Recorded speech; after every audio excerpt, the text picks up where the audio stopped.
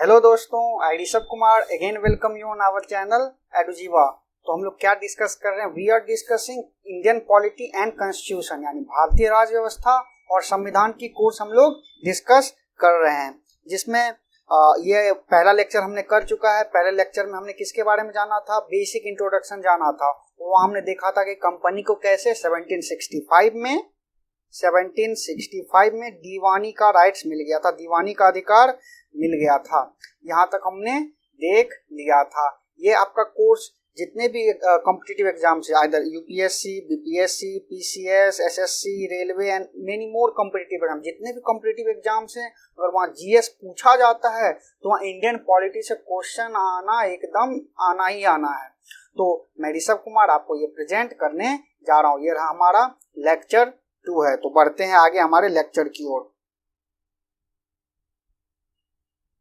देखिए, मैंने last lecture में लास्ट चीज क्या बताई थी? 1857 में सिपाही म्यूटिनी हुई थी, यानी सिपाही विद्रोह हुआ था, यानी प्रथम भारतीय स्वतंत्रता संग्राम हुआ था। उसके बाद क्या हुआ था? भारत में से ईस्ट इंडिया कंपनी को हटा दिया गया था और उसके जगह पे ब्रिटिश क्राउन ने, यानी क्वीन विक्टोरिया ने खुद अपने आप यहाँ सत्ता चलाने की, पावर चलाने की, गवर्नेंस चलाने की, यानी शासन चलाने की डायरेक्ट रिस्पॉन्सिबिलिटी ले ली, जो कि 15 अगस्त 1947 तक इनका शासन चला। तो मैंने ये आपको बताया था कि हम लोग जो ब्रिटिश का रूल है इंडिया में, उसको 2 पार्ट में डिवाइड कर सकते हैं। कौन कौन सा पार्ट? पहला है हमारा कंपनी रूल, जो कंपनी यहाँ पे शासन करती थी, कंपनी यहाँ रूल करती थी। और दूसरा हमारा क्राउन रूल, यानी जो ब्रिटिश ताज है, वहाँ ब्रिटिश गवर्नमेंट है, उन्होंने जो रूल किया उसके, ये 1857 के बाद, यानी 1857 की क्रांति के बाद 1858 से लेके 1947 तक ब्रिटिश क्राउन ने यहाँ राज किया। यहाँ तक मैंने आपको बता भी दिया था। अब आगे बढ़ते हैं। यहीं हम लोग अब आगे बढ़ेंगे कौन से टॉपिक पे? ये कंपनी रूल के बारे में बात करेंगे। कंपनी रूल के टाइम में, यानी 1773 से लेके 1858 तक किस तरह की बातें चल रही थी, किस तरह के एक्ट बने, किस तरह के कानून पास हुए और किस हिसाब से गवर्नेंस चल रही थी, यानी शासन प्रशासन किस हिसाब से चल रही थी। तो चलिए मूव करते हैं।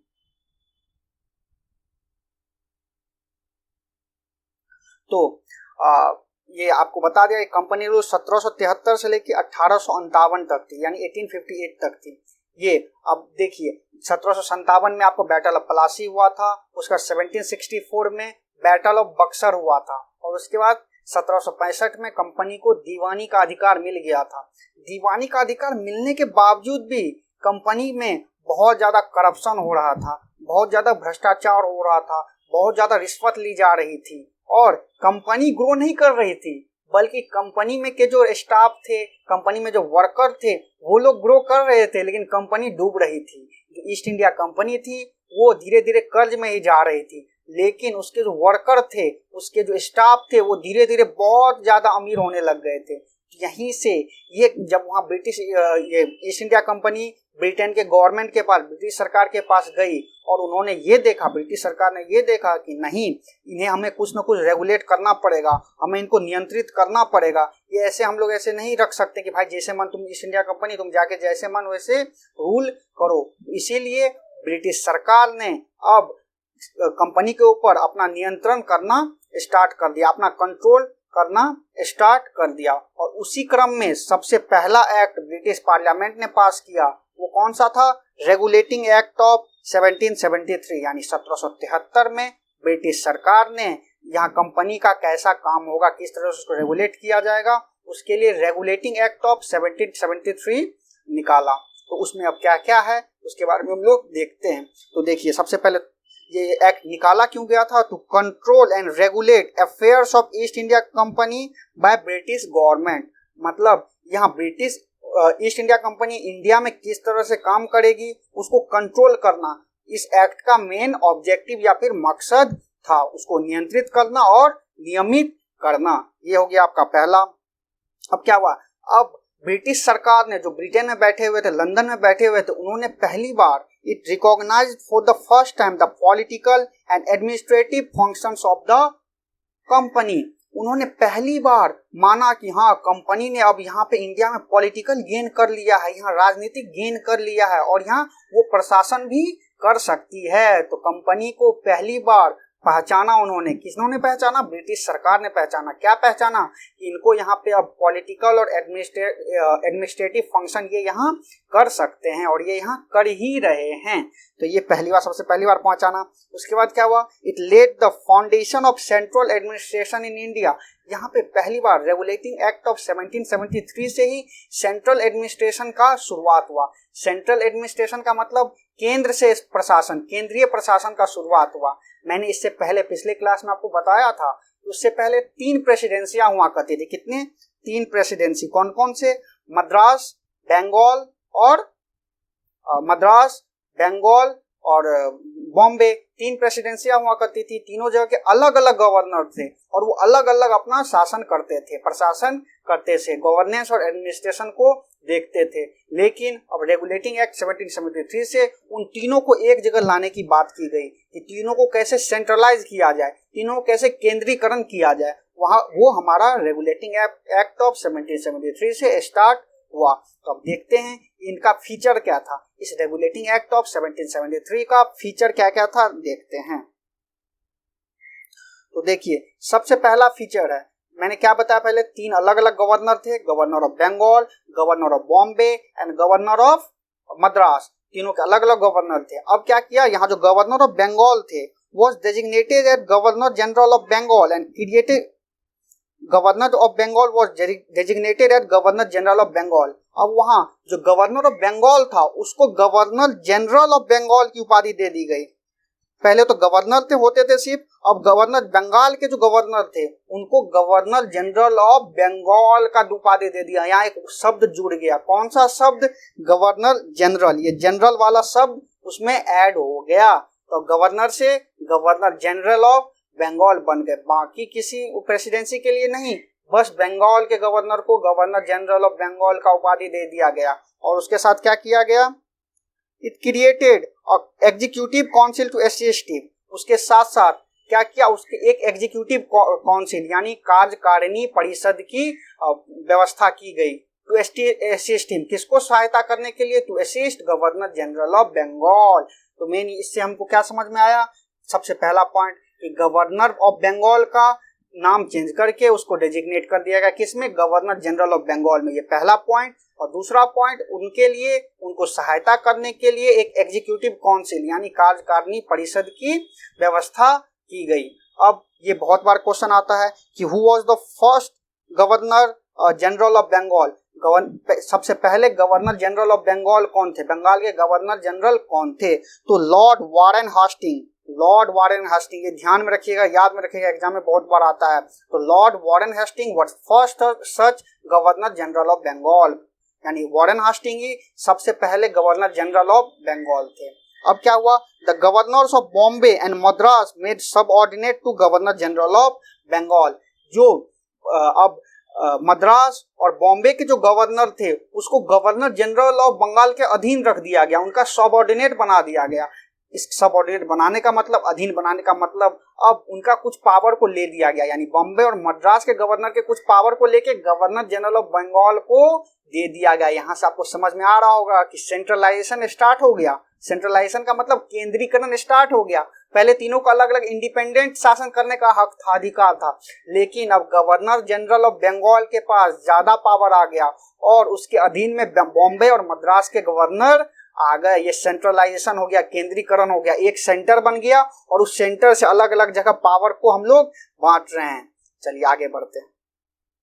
आई होप कि आपको ये सारी चीजें समझ में आ गई होगी।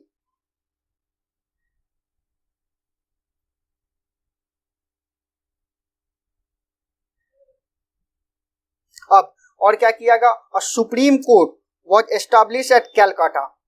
ये भी बहुत बार क्वेश्चन आएगा, ध्यान में रखना है कि सबसे पहली बार सुप्रीम कोर्ट को कहाँ एस्टैब्लिश किया गया, तो ये रेगुलेटिंग एक्ट ऑफ 1773 के तहत एस्टैब्लिश किया गया। और कहाँ एस्टैब्लिश किया गया, कैलकाटा में एस्टैब्लिश किया गया।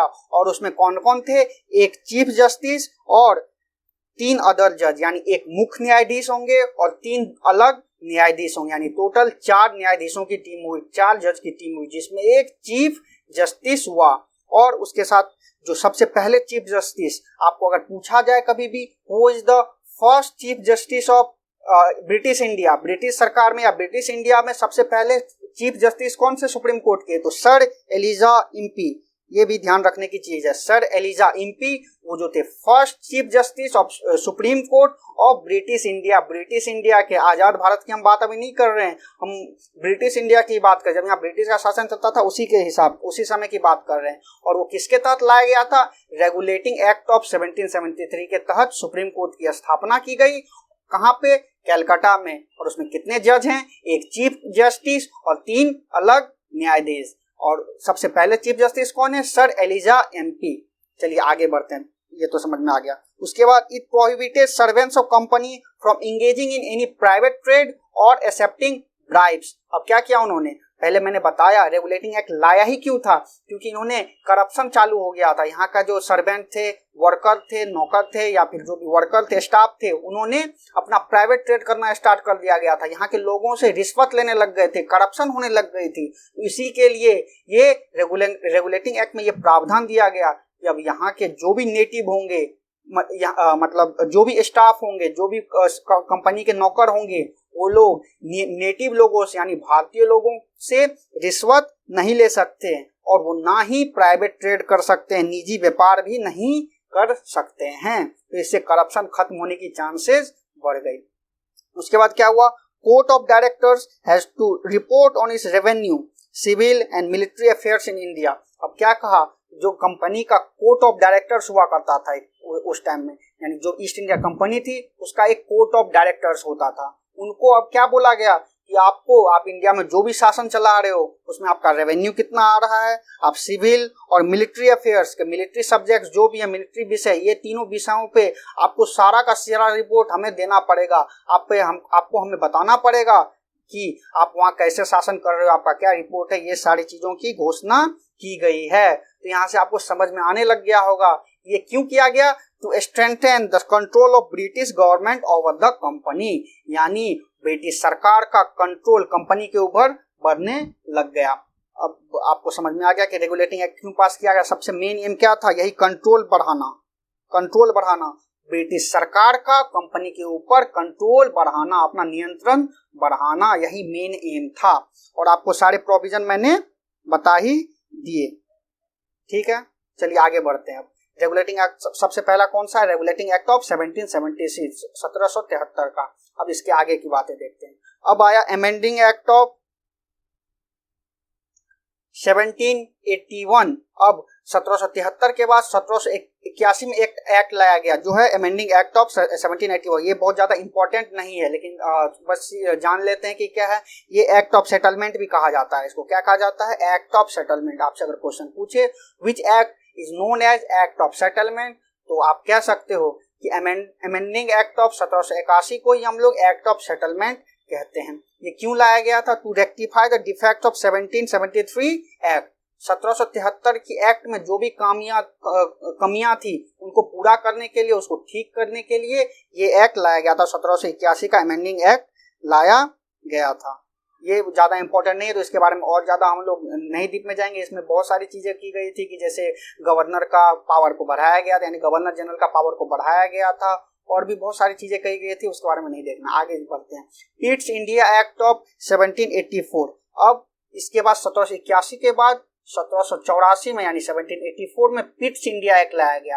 अब पिट्स इंडिया एक्ट लाया गया, इसके क्या क्या प्रोविजंस थे समझते हैं। तो देखिए इसमें क्या हुआ। इसमें डबल गवर्नमेंट की प्रावधान की गई। डबल गवर्नमेंट मीन दोहरा प्रशासन।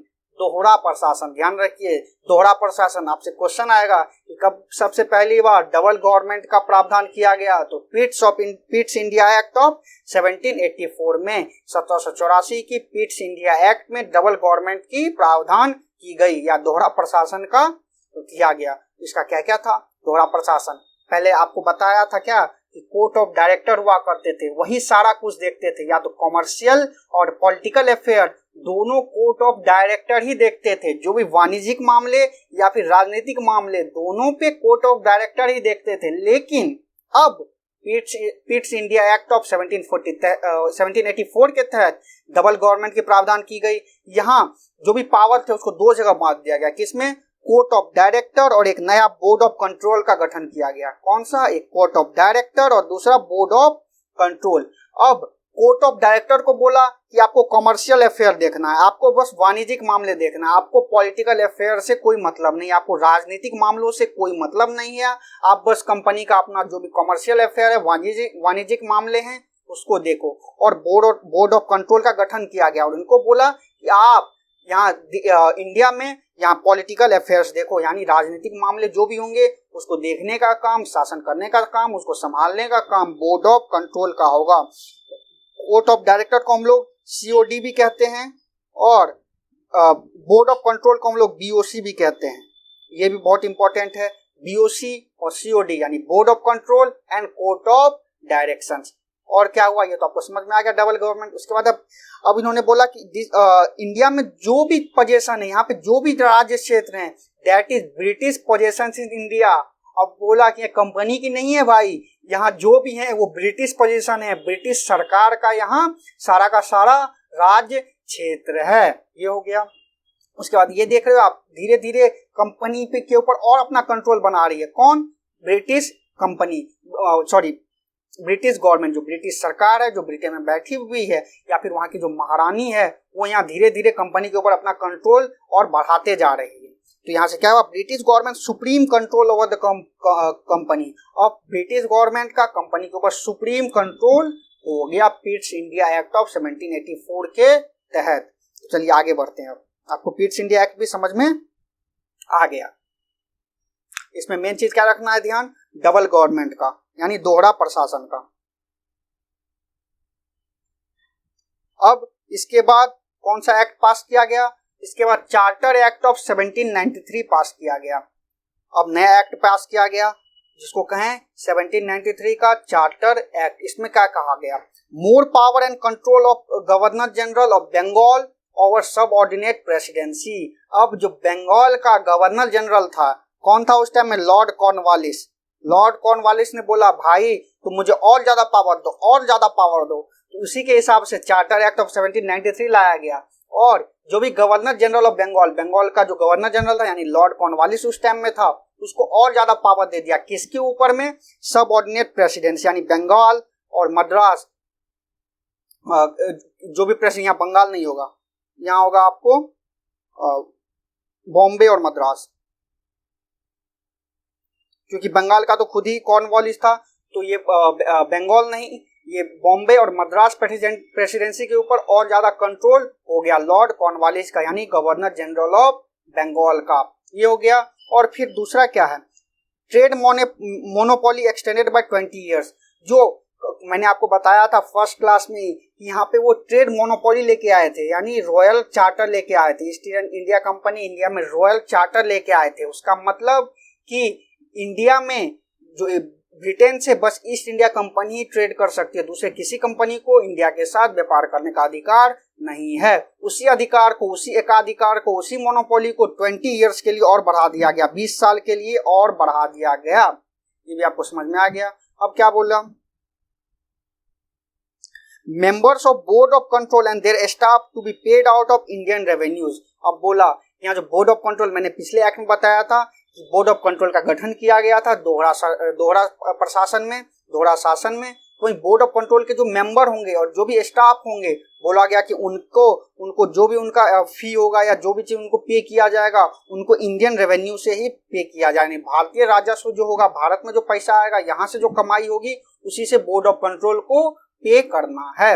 ये भी आपको समझ में आ गया, चार्टर एक्ट ऑफ 1793। अब इसके बाद 20 साल, आपको पता है कि 20 साल बढ़ा, 20 साल बढ़ा, तो 20 साल के बाद फिर एक्ट आया। कब, 1793 में 20 साल जोड़ दीजिए, 1813, 1813 में फिर आया। इसी को भी हम लोग चार्टर एक्ट कहते हैं।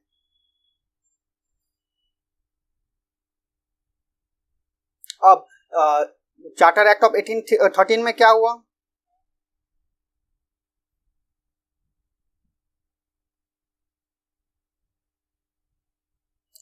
It abolish the trade monopoly of company in India. ये कंपनी का जो ट्रेड मोनोपोली था, यानी पे एकाधिकार था, व्यापार करने का एकाधिकार था, उसको खत्म कर दिया गया। अब कंपनी को का जो एकाधिकार था, ईस्ट इंडिया कंपनी का जो एकाधिकार था यानी मोनोपोली था, उसको खत्म कर दिया गया। अब ब्रिटेन की और भी कंपनियां और दूसरी कंपनियां भी यहाँ आके व्यापार कर सकती थी, यानी इंडिया में आके व्यापार कर सकती थी। यहाँ आपको समझ में आ रहा होगा कि उसका मोनोपोली को खत्म कर दिया गया। लेकिन इसका एक एक्सेप्शन है या फिर अपवाद है, वो क्या है? Trade in T and with China. इसका मतलब चाय का जो व्यापार होगा, टी का जो व्यापार होगा, उस पर अभी तक मोनोपोली ईस्ट इंडिया कंपनी ही की थी, और चाइना के साथ जो व्यापार होगा उसमें भी ईस्ट इंडिया कंपनी की मोनोपोली है। तो ये दोनों चीज एक्सेप्शन है। उसके अलावा इंडिया में व्यापार करने के लिए बाकी कंपनियों को खुली छूट दे दी गई कि आप यहाँ आके व्यापार कर सकते थे। और क्या दिया गया? Christian missionary allowed to come. अब यहाँ जो क्रिश्चियन मिशनरी हैं जो उनको अलाउ कर दिया गया, जो क्रिश्चियन पादरी लोग हैं वो यहाँ आके, आप बोला कि आप लोग यहाँ के क्रिश्चियनिटी में चेंज कर सकते हो, यहाँ के लोगों को इनलाइटन कर सकते हो, और यहाँ के लोगों को आप क्रिश्चियनिटी के बारे में बता सकते हो, और आप उनको क्रिश्चियन में हो सके तो आप उसको क्रिश्चियन बना सकते हो, क्रिश्चियन में बदल सकते हो, आप उनको ईसाई बना सकते हो। उससे पहले 1813 से पहले कोई भी क्रिश्चियन में मिशनरी यहाँ पे अलाउड नहीं था, इंडिया में अलाउड नहीं था। ये हो गया। उसके बाद क्या है? Spread of western education. अब वेस्टर्न एजुकेशन को यहाँ यानी पाश्चात्य शिक्षा को प्रमोट किया जाने लग गया। बोला जाने लगा कि वेस्टर्न एजुकेशन के द्वारा ही हम यहाँ के लोगों को इनलाइटन कर सकते हैं। वो भी चार्टर एक्ट ऑफ 1813 का ही देन, 1813 का ही देन है। तो ये आपको समझ में आ गया होगा। पहला चीज, ट्रेड मोनोपोली को खत्म कर दिया गया, क्रिश्चियन मिशनरी को आने दिया गया, और तीसरा, वेस्टर्न एजुकेशन को के स्प्रेड को प्रमोट किया गया। चलिए आगे बढ़ते हैं।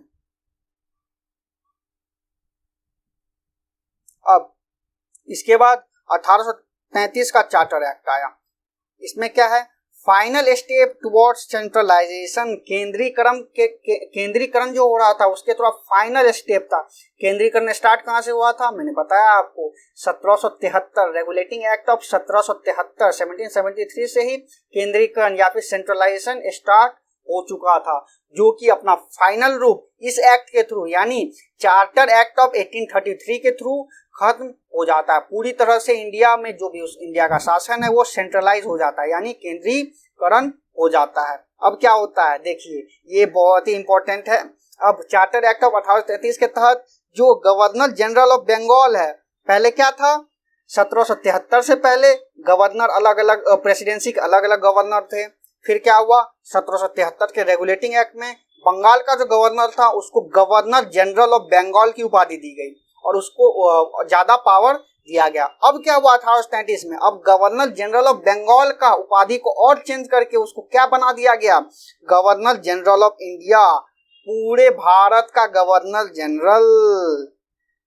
ये आपको ध्यान में रखना है कि कौन से एक्ट के तहत गवर्नर जनरल ऑफ बंगाल को गवर्नर जनरल ऑफ इंडिया में तब्दील कर दिया गया। तो वो चार्टर एक्ट ऑफ 1833 था। 1833 का चार्टर एक्ट में गवर्नर जनरल ऑफ बंगाल को गवर्नर जनरल ऑफ इंडिया में तब्दील कर दिया गया। अब यहाँ आपको एक तो और बहुत इंपॉर्टेंट है कि लॉर्ड विलियम बेंटिक, आपको क्वेश्चन आएगा first governor general of India कौन थे? इंडिया के सबसे पहले गवर्नर जनरल कौन थे? ये ब्रिटिश इंडिया की बात हो रही है। First governor general of British India कौन है? Lord William Bentinck. Lord William Bentinck, फिर से ध्यान रखें, लॉर्ड विलियम बेंटिक वो first governor general of India थे। और इनको क्या दिया गया? All civil and military powers. मैंने बताया आपको कि केंद्रीकरण हो रहा है। केंद्रीकरण यानी केंद्र के पास पावर ज्यादा आ रहा है, केंद्र के पास पावर ज्यादा आ रहा है। इनको अब सारा सिविल और मिलिट्री पावर दे दिया गया। जितने भी सिविल और मिलिट्री पावर हैं वो अब गवर्नर जनरल ऑफ इंडिया को दे दिया गया। और क्या क्या? It deprive the governor of Bombay and Madras of their legislative power. अब जो बॉम्बे और मद्रास के जो भी गवर्नर थे उनका जो भी लेजिस्लेटिव पावर था यानी विधि निर्माण शक्ति, उनका कानून बनाने का जो भी शक्ति था उसको खत्म कर दिया गया। ये सारा का सारा पावर किसके पास आ गया? गवर्नर जनरल ऑफ इंडिया के पास आ गया। तो आपको समझ में आ रहा होगा कि केंद्रीकरण हो गया यानी सेंट्रलाइजेशन हो गया, एक जगह पावर सब कंसंट्रेट हो गया। और वहां सबसे पहले गवर्नर जनरल ऑफ इंडिया कौन हुए? Lord William Bentinck. ये आप लोगों को समझ में आ गया होगा। अब क्या बोला? Company as purely administrative body. अब कंपनी को पूरी तरीका से प्रशासनिक अंग बना दिया गया। बोला कि अब कंपनी पूरी तरह से एडमिनिस्ट्रेटिव बॉडी है। तो आपको समझ में आ गया होगा ये सारी चीजें। Charter act of 1833। यहाँ क्या हुआ? सबसे मेन केंद्रीकरण अपने फाइनल रूप में पहुंच गया, सेंट्रलाइजेशन अपने फाइनल रूप में पहुंच गया। चलिए आगे बढ़ते हैं।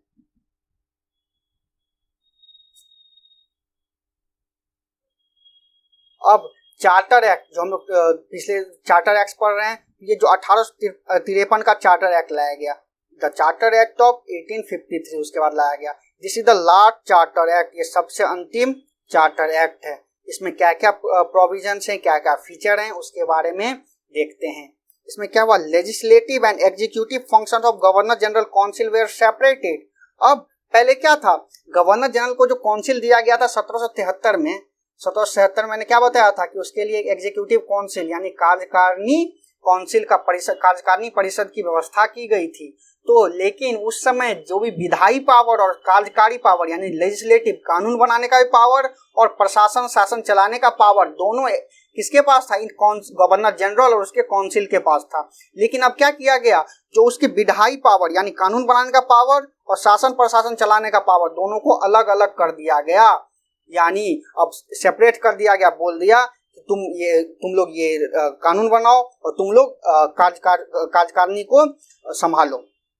और क्या किया गया, separate governor general legislative council also known as Indian और सेंट्रल लेजिस्लेटिव काउंसिल। अब क्या हुआ, नया इंडियन लेजिस्लेटिव काउंसिल यानी केंद्रीय विधान पार्षद की व्यवस्था की गई। यानी अब देख रहे हो आप लोग कि विधायिका के लिए, लेजिस्लेचर के लिए अलग ऑर्गेन का व्यवस्था किया गया।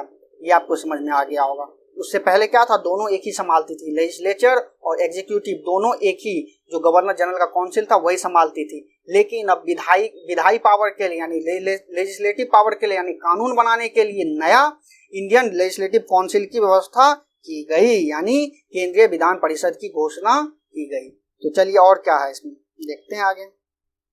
आई होप कि आप लोगों को ये समझ में आ रहा होगा।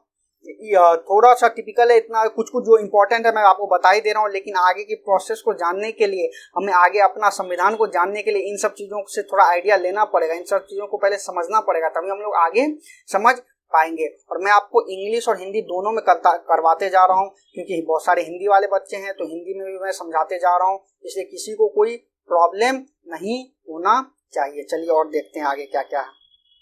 अब open competition system of selection and recruitment of civil servant.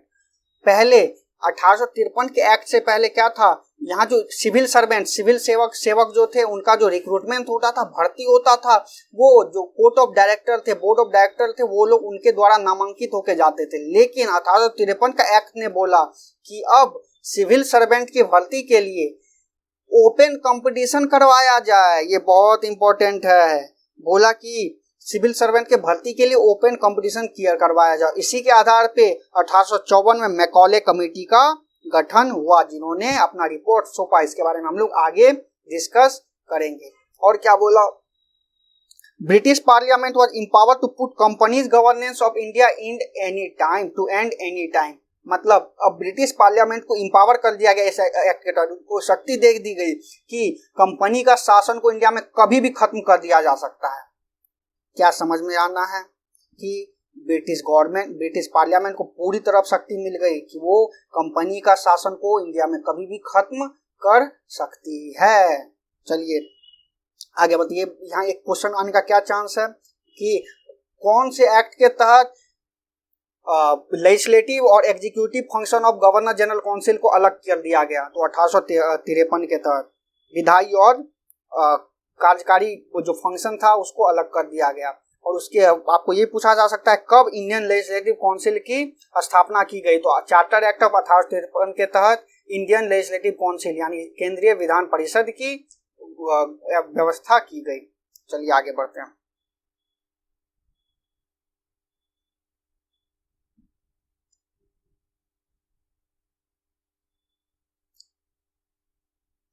अब इसके बाद क्या हुआ, इसके बाद आपको तो बता ही दिया 1853 में हुआ। उसी के बाद 4 साल बाद 1857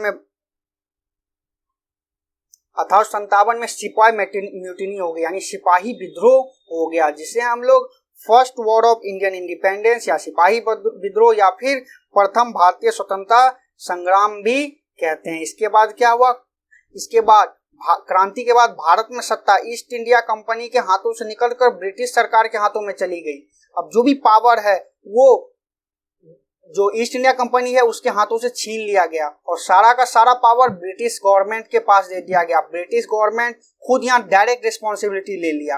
अब इंडिया में शासन करने के लिए जो ब्रिटिश सरकार थी, उन्होंने, जो ब्रिटेन में बैठे हुए सरकार थे, उन्होंने खुद की रिस्पॉन्सिबिलिटी ले ली और ब्रिटिश क्राउन यानी ब्रिटिश ताज, जो वहाँ की महारानी थी क्वीन विक्टोरिया, अब इंडिया में जो भी शासन होगा वो क्वीन विक्टोरिया के नाम पे होगा, कंपनी के नाम पे नहीं होगा। कंपनी को पूरी तरह खत्म कर दिया गया, ईस्ट इंडिया कंपनी को खत्म कर दिया गया और ब्रिटिश ताज ने यानी महारानी विक्टोरिया ने खुद अपने नाम से भारत में शासन करना स्टार्ट किया, जो कि 15 अगस्त 1947 तक चलता रहा। तो यहाँ से हम लोग को समझ में, यहाँ हमारा कंपनी रूल यहाँ खत्म हो जाता है। कब से कब तक चला? 1773 से लेकर 1773 में रेगुलेटिंग एक्ट लाया गया, वहां से लेके 1858 तक,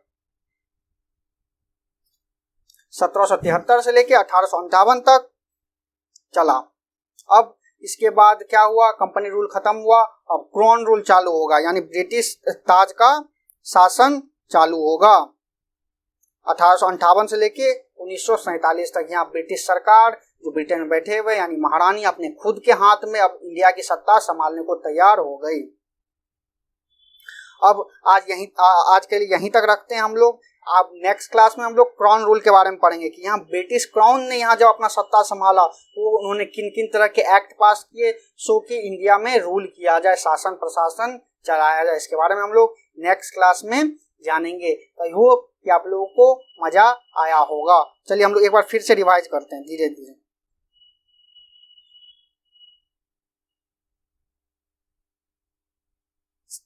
एक मिनट में रिवाइज करते हैं। सबसे पहले हमारा क्या हुआ? दो तरह के रूल होंगे, एक कंपनी रूल और दूसरा क्राउन रूल। एक कंपनी रूल और दूसरा क्राउन रूल। उसके बाद हमने क्या देखा? हमने देखा सबसे पहला एक्ट रेगुलेटिंग एक्ट लाया गया 1773 का, जिसमें गवर्नर ऑफ बंगाल को गवर्नर जनरल ऑफ बंगाल में तब्दील कर दिया गया और उसके लिए कार्यकारिणी परिषद यानी एग्जीक्यूटिव काउंसिल की व्यवस्था की गई और वहां पे लॉर्ड वारेन हेस्टिंग को सबसे पहला गवर्नर जनरल ऑफ बंगाल बनाया गया और बम्बई और मद्रास के गवर्नर को गवर्नर जनरल ऑफ बंगाल के अधीन कर लिया गया। चलिए यहाँ तक हमने देख लिया, आगे देखते हैं, तुरंत रिवाइज करते हैं। और 1773 के तहत ही सुप्रीम कोर्ट की स्थापना की गई। कहाँ पे? कैलकाटा में, जहाँ की एक चीफ जस्टिस और 3 अदर जज की व्यवस्था की गई। और सबसे पहले चीफ जस्टिस कौन थे? Sir Elijah Impey first chief justice of India थी। चलिए ये सब आगे बढ़ते हैं। अब ये सब हमने देख ही लिया। उसके बाद आया अमेंडिंग एक्ट ऑफ 1781। उसके बाद आया पीट्स इंडिया एक्ट 1784। यहाँ इंपॉर्टेंट है हमारा फिर कौन सा? डबल गवर्नमेंट यानी दोहरा प्रशासन की व्यवस्था की गई। कोर्ट ऑफ डायरेक्टर और बोर्ड ऑफ कंट्रोल की व्यवस्था की गई। उसके बाद क्या हुआ? चार्टर एक्ट ऑफ 1793 आया और उसके बाद चार्टर एक्ट ऑफ 1813 आया। चार्टर एक्ट ऑफ 1813 में जो कंपनी का ट्रेड मोनोपोली था उसको खत्म कर दिया गया। यहाँ से क्वेश्चन आ सकता है किस एक्ट के तहत इंडिया में ईस्ट इंडिया कंपनी का एकाधिकार यानी या फिर ट्रेड मोनोपोली को खत्म कर दिया गया? तो 1873 की थी। तो चलिए आगे बढ़ते हैं। इसके बाद क्या था? 1833 में देखा, यहाँ हमने क्या देखा? गवर्नर जनरल ऑफ बंगाल को गवर्नर जनरल ऑफ इंडिया में तब्दील कर दिया गया। यहाँ से एक क्वेश्चन और इम्पोर्टेंट क्या मैंने बताया था कि लॉर्ड विलियम बेंटिक वैसे पहले गवर्नर जनरल ऑफ इंडिया थे। चलिए आगे बढ़ते हैं। उसके बाद 1853 में आया, ये सबसे लास्ट का चार्टर एक्ट था। यहाँ विधायी और कार्यकारिणी फंक्शन जो थे उनको अलग अलग कर दिया। लेजिस्लेटिव और एग्जीक्यूटिव फंक्शन जो था गवर्नर जनरल काउंसिल का उसको अलग अलग कर लिया गया। चलिए और आगे बढ़ते हैं। चलिए यहाँ तक हमने पढ़ लिया। अब आगे की क्लास में हम लोग क्राउन रूल के बारे में स्टडी करेंगे कि ब्रिटिश शासन ने यहाँ पे कैसे अपना शासन स्टार्ट किया। तो चलिए दोस्तों, मैं आपको धन्यवाद करता हूँ। आई thank you all for joining with us और ऐसे हमारे साथ बने रहे कि हम लोग एक एक करके सारे के सारे कॉन्सेप्ट को कवर करते चलेंगे। और मैं आपको क्विज भी करवाऊंगा बीच बीच में। जब टॉपिक खत्म होते जाएंगे मैं आपको क्विज करवाते, जब हिस्ट्री ये वाला topic history of Indian constitution यानी भारतीय संविधान का इतिहास नेक्स्ट क्लास में आपका खत्म हो जाएगा, उसके बाद मैं आप लोगों को कोशिश करूंगा कि क्विज करवाऊं, क्वेश्चन करवाऊं, तो आप लोगों को और ज्यादा कॉन्फिडेंस आएगा और लाइव क्विज करवाऊंगा। और आप हमारे चैनल एडुजीवा को सब्सक्राइब करना ना भूलें। अभी के अभी हमारे चैनल एडुजीवा को सब्सक्राइब कर ले और नोट्स और क्विज के लिए आप हमारे व्हाट्सएप ग्रुप 6200835323 पे मैसेज कर सकते हैं, वहाँ संपर्क कर सकते हैं। वहाँ आपको सारे नोट्स और क्विज दिया जाएगा, आपको व्हाट्सएप ग्रुप में जोड़ दिया जाएगा। अब अगले क्लास में हम लोग इससे आगे बढ़ेंगे और जैसे क्राउन रूल के बारे में पढ़ेंगे, गवर्नमेंट ऑफ इंडिया का 1858, ये सारी चीज़ें के बारे में हम लोग स्टडी करेंगे। तो थैंक यू दोस्तों, बाय। आई होप कि आप लोग हमारे साथ बने रहोगे और आप हमारे चैनल को सब्सक्राइब करना ना भूलें। और आपकी मैथ की भी क्लास चल रही है, वो ऋषभ झा आपका मैथ्स का क्लास ले रहा है, वो भी बेसिक से पढ़ा रहा है। तो आप भी हमारे क्लास में रोज जुड़ते रहे और ऐसे ही आगे तरक्की करते रहे। और हाँ, अपना प्रैक्टिस करना ना भूलें, आपका जो भी बुक हो उसमें प्रैक्टिस करते रहे रेगुलरली। थैंक यू दोस्तों, बाय।